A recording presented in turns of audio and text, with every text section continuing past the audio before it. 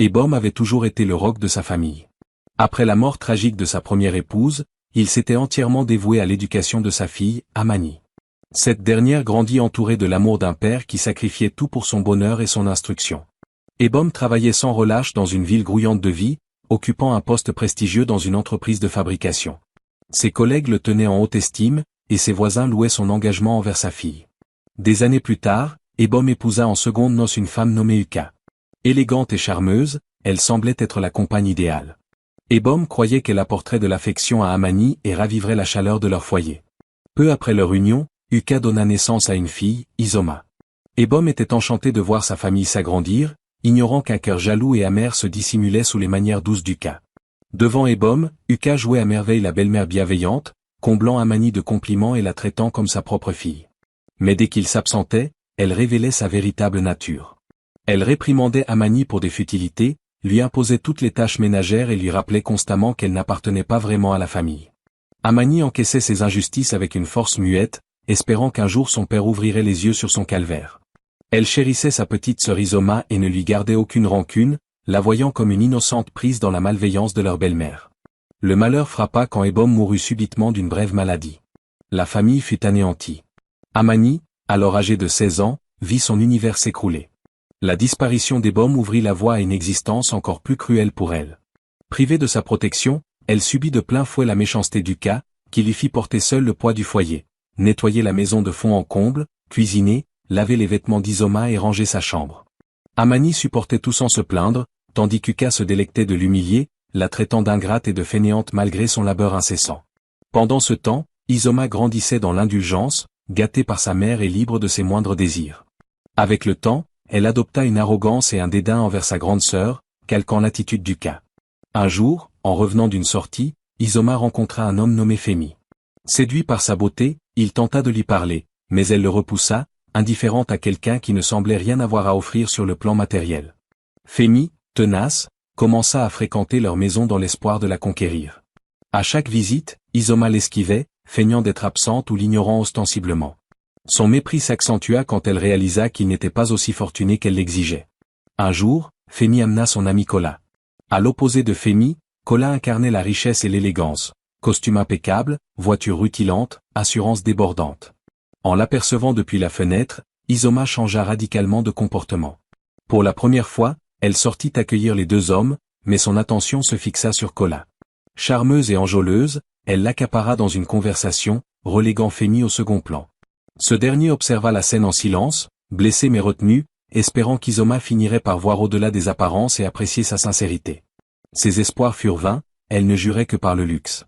Alors que Kola revenait plus souvent, Izoma se montra de plus en plus distante et moqueuse envers Femi, le ridiculisant devant Kola. Lorsqu'elle entama une relation avec ce dernier, elle mit tout en œuvre pour le captiver.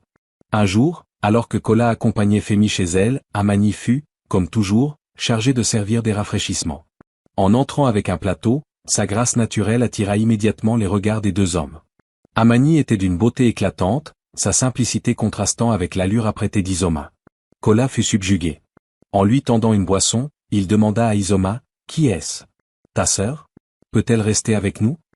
Paniquée par cet intérêt, Izoma balaya la suggestion. « Oh, ne t'occupe pas d'elle, dit-elle avec dédain. Ce n'est personne, juste une domestique. Elle fait les corvées, elle n'a pas sa place dans notre discussion. » Ces paroles piquèrent Amani, mais elle garda sa dignité et quitta la pièce en silence. Pourtant, l'intérêt de Kola pour Amani ne faiblit pas. Il jetait des regards vers la porte qu'elle avait franchie, troublé par sa beauté paisible. Izoma, voyant son attention lui échapper, redoubla d'efforts pour le retenir. « Tu sais, Kola, dit-elle avec un rire forcé, tu n'as pas besoin de venir avec Femi. Nous sommes amis, passe quand tu veux, même sans lui. » Kola acquiesça poliment.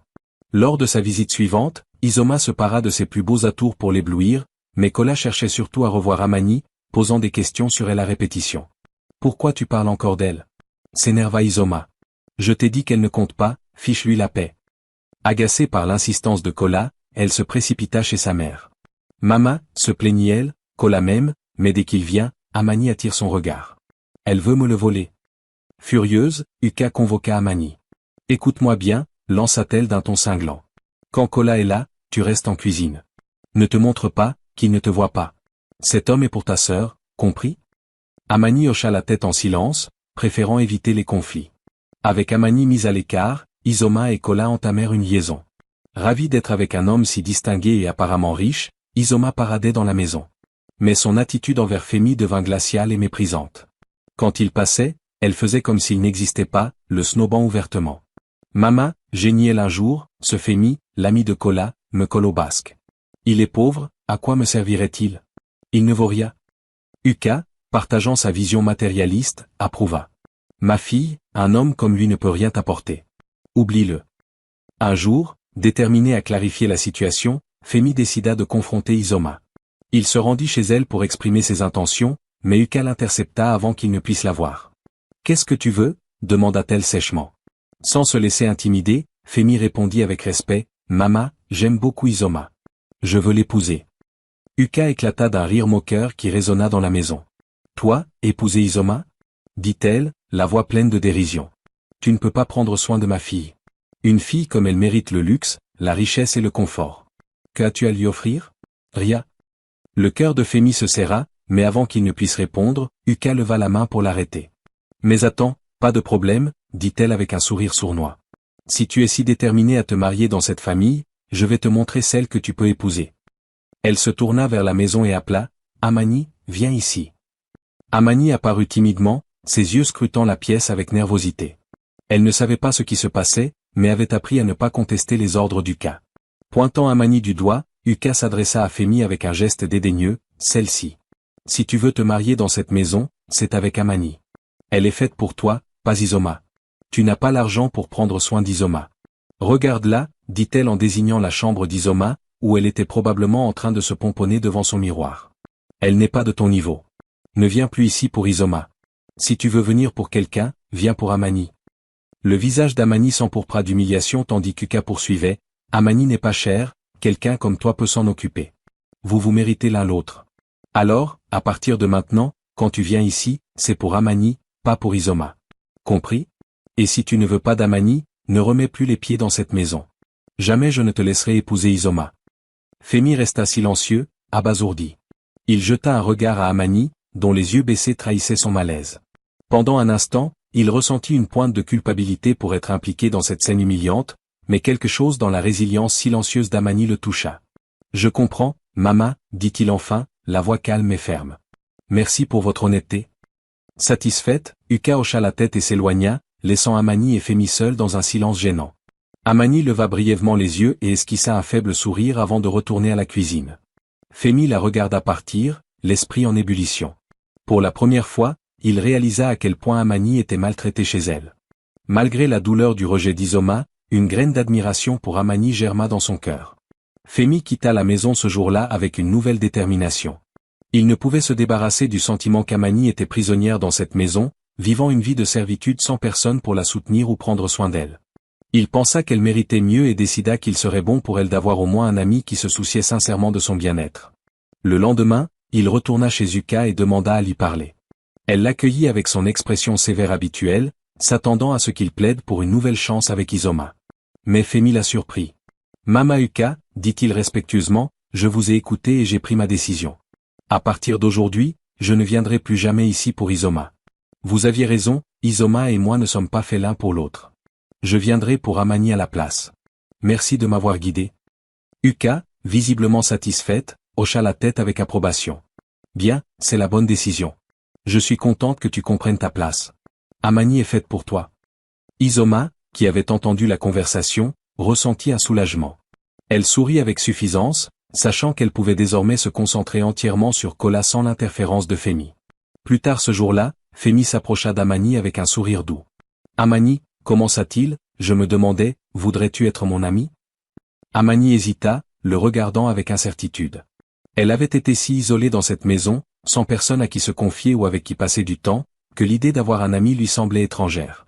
Mais la sincérité et la chaleur de Femi la rassurèrent. « Oui, » dit-elle doucement en hochant la tête, « j'aimerais ça. » À partir de ce jour, ils devinrent inséparables. Femi accompagnait souvent Amani au marché, portant ses lourds paniers et discutant avec elle en chemin. Ils parlaient pendant des heures, partageant des histoires et des rêves. Pour la première fois de sa vie, Amani se sentit vue et valorisée. Leur amitié se renforça rapidement. Fémi ne pouvait s'empêcher de remarquer à quel point Amani était intelligente, gentille et belle, malgré les épreuves qu'elle traversait. Amani, de son côté, admirait la bonté de Fémi et la manière dont il la traitait toujours avec respect. À mesure que leur lien grandissait, Fémi devint de plus en plus troublé par la situation d'Amani. Il ne supportait pas de la voir travailler sans relâche, ignorée et maltraitée par sa belle-mère et sa sœur. Il réalisa qu'elle lui manquait à chaque instant où ils étaient séparés et commença à réfléchir à comment la libérer véritablement de cette vie oppressante. Un soir, il rendit visite à Mama Uka avec une requête sérieuse. « Mama, dit-il, je veux épouser Amani.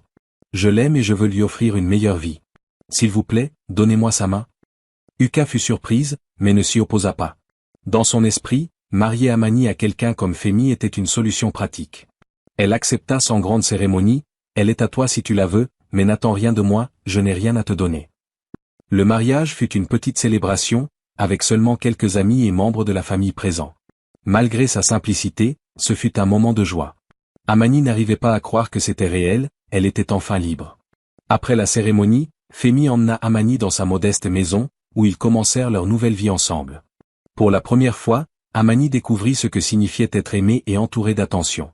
Dans leur foyer modeste, elle s'épanouit. Elle n'avait plus à se lever pour des corvées interminables ni à subir les regards froids de sa belle-mère et de sa sœur. Elle avait enfin le sentiment d'appartenir à un endroit. Fémi, de son côté, était ravie de la voir heureuse et en paix. Leur amour grandissait chaque jour, et Amani disait souvent à Fémi combien elle lui était reconnaissante. « Tu ne m'as pas juste épousée, lui dit-elle un soir, la voix empreinte d'émotion, tu m'as sauvée. » Fémi sourit, lui prenant la main. « Et toi aussi, Amani. Tu as rendu ma vie plus lumineuse que je ne l'aurais jamais imaginé. » Leur journée était remplie de rire et d'amour, et Amani se sentait véritablement délivrée de la vie qu'elle avait connue. Pendant ce temps, Izoma devenait de plus en plus agitée dans sa relation avec Kola. Alors qu'Amani et Fémi avançaient dans leur vie et s'étaient même mariés, Izoma se sentait bloquée. Un jour, elle confronta Kola. « Fémi et Amani ont commencé leur relation après nous, mais ils sont mariés maintenant. Pourquoi ne m'as-tu pas épousée ?» demanda-t-elle, la voix teintée de frustration. Kola, nonchalamment installé dans son fauteuil, haussa les épaules. « Izoma, le mariage est une grande étape. Nous apprenons encore à nous connaître, » répondit-il vaguement, éludant ses préoccupations. Cette réponse ne fit qu'attiser l'irritation d'Izoma, mais elle n'eut d'autre choix que d'attendre, espérant que Kola finirait par s'engager. Pendant ce temps, 2 mois après leur mariage, Fémi surprit Amani à Mata. « Amani, dit-il avec un sourire chaleureux, je veux t'emmener quelque part de spécial aujourd'hui. »« Où allons-nous » demanda-t-elle, sa curiosité piquée. « Tu verras, » répondit-il, refusant de lui donner plus de détails. Ils partirent ensemble, après un long trajet, arrivèrent devant une grande maison. Les yeux d'Amani s'écarquillèrent de stupéfaction alors qu'ils approchaient de la grille. Lorsqu'ils entrèrent, une domestique se précipita pour les accueillir. « Bienvenue, monsieur, » dit-elle avec une révérence respectueuse. Amani regarda Fémi, perplexe. « Pourquoi t'appelle-t-il monsieur ? Que se passe-t-il » demanda-t-elle, les sourcils froncés. Fémi lui prit la main et la conduisit à l'intérieur, l'asseyant sur un canapé moelleux. Il prit une profonde inspiration et commença à expliquer, « Amani, il y a quelque chose que je dois te dire. J'ai été avec beaucoup de femmes dans ma vie, mais presque toutes s'intéressaient plus à mon argent qu'à moi en tant que personne. C'était épuisant et douloureux. Alors, j'ai décidé de changer ma façon de vivre. » Amani l'écouta attentivement, sa confusion laissant peu à peu place à la compréhension. « J'ai caché ma richesse et quitté ma ville natale pour voir si je pouvais trouver quelqu'un qui m'aimerait pour qui je suis, pas pour ce que j'ai, » continua Fémi. « Quand je suis arrivé dans ta ville et que j'ai vu Izoma, j'ai d'abord été attiré par sa beauté. Mais je voulais savoir si elle m'apprécierait pour moi-même ou pour mon apparente pauvreté. » Il marqua une pause, puis sourit doucement. « C'est là que j'ai appelé mon ami Kola. Il n'est pas seulement mon ami, mais aussi l'un de mes employés. Je lui ai demandé de jouer un rôle, de se présenter comme quelqu'un de riche et prospère. Je lui ai donné de l'argent à dépenser pour Izoma afin de découvrir ses véritables priorités. » Amani resta bouche bée, ses yeux s'élargissant d'incrédulité. « Alors, Kola faisait semblant ? » ?»« Oui, » admit Fémi. Et la réaction d'Izoma a confirmé mes soupçons. Elle ne s'intéressait pas à moi parce qu'elle pensait que j'étais pauvre. Elle a choisi Kola pour l'argent qu'elle croyait qu'il avait. Sa mère m'a même dit que je n'étais pas assez bien pour Izoma, ignorant la vérité sur qui je suis vraiment. Amani resta silencieuse, absorbant ses paroles. « Mais toi, Amani, » continua Fémi, la voix pleine d'émotion, « tu ne t'es jamais soucié de la richesse ou des apparences. Tu as été gentille et humble dès le début. C'est pourquoi je suis tombé amoureux de toi. » Des larmes emplirent les yeux d'Amani, mais cette fois, c'étaient des larmes de joie. Elle n'avait jamais imaginé que la vie de Fémi était si différente de ce qu'il avait laissé paraître. « Tu veux dire que tout ça, dit-elle en désignant la maison, t'appartient ?» « Oui, répondit Fémi avec un sourire. Et maintenant, c'est à nous. Tu n'es plus l'Amani qu'on maltraitait et ignorait. Tu es ma femme, et dans cette maison, tu es la maîtresse. Désormais, tout le monde te respectera. » Le cœur d'Amani se gonfla de gratitude et d'amour. Elle se pencha vers lui et le serra fort dans ses bras. « Merci de croire en moi, murmura-t-elle. « Non, Amani, dit-il en la tenant près de lui, merci de m'avoir montré ce qu'est le véritable amour. » À partir de ce jour, la vie d'Amani se transforma complètement. Elle n'était plus la fille négligée et maltraitée de la maison de Mama Uka. Elle était désormais Madame Amani Fémi, une femme profondément aimée, respectée et chérie par son mari. Pendant ce temps, les affaires autrefois florissantes de Mama Uka périclitèrent. Ses clients se firent rares, et ses difficultés financières s'accumulaient chaque jour. Maintenir le foyer devint de plus en plus compliqué, et le désespoir s'installa. Un soir, elle appela Izoma dans sa chambre. « Izoma, dit-elle, la voix lourde d'inquiétude, nous avons besoin d'aide. Les temps sont durs, et je veux que tu parles à Kola. Il devrait pouvoir nous aider. » Izoma hésita. « Mama, j'ai essayé de l'appeler, mais il ne répond pas. » Mama Uka soupira profondément, sa frustration montant. « Continue d'essayer. Il ne peut pas nous ignorer comme ça. » Les jours devinrent des semaines, mais Kola restait injoignable. Pendant ce temps, des rumeurs commencèrent à circuler dans la communauté. Quelqu'un qui avait voyagé dans une autre ville affirma avoir vu Amani et déclara qu'elle était devenue incroyablement riche. Au début, Mama Uka ricana. Amani, riche? Impossible. Elle a épousé un pauvre, quelle richesse pourrait-elle avoir? Mais à mesure que les rumeurs persistaient, son scepticisme s'effrita. Finalement, elle décida d'enquêter. Suivant les indications qu'on lui avait données, elle se rendit dans la ville où Amani et Fémi vivaient désormais. Dès son arrivée, elle comprit que les rumeurs n'étaient pas de simples ragots. Tout le monde dans la ville semblait connaître Fémi et parlait de lui avec admiration et respect. C'était un homme d'affaires prospère et influent, et sa richesse était évidente partout. Lorsqu'elle atteignit leur résidence, Mama Uka fut stupéfaite. La maison était grandiose, entourée de jardins magnifiquement entretenus. Elle n'en croyait pas ses yeux. Quand Amani et Fémi sortirent pour la rencontrer, Mama Uka eut du mal à cacher son choc. Amani rayonnait de bonheur, vêtue de vêtements élégants, et ne ressemblait en rien à la fille timide qu'elle avait autrefois ignorée chez elle. À leur surprise, Kola apparut depuis l'intérieur de la maison. Izoma, qui avait accompagné sa mère, resta sans voix. « Kola » s'exclama-t-elle. « Que fais-tu ici » Kola sembla mal à l'aise, mais finit par admettre « Je travaille ici. Monsieur Fémi est mon patron. » Cette révélation frappa Izoma et Mama Uka comme un coup de tonnerre.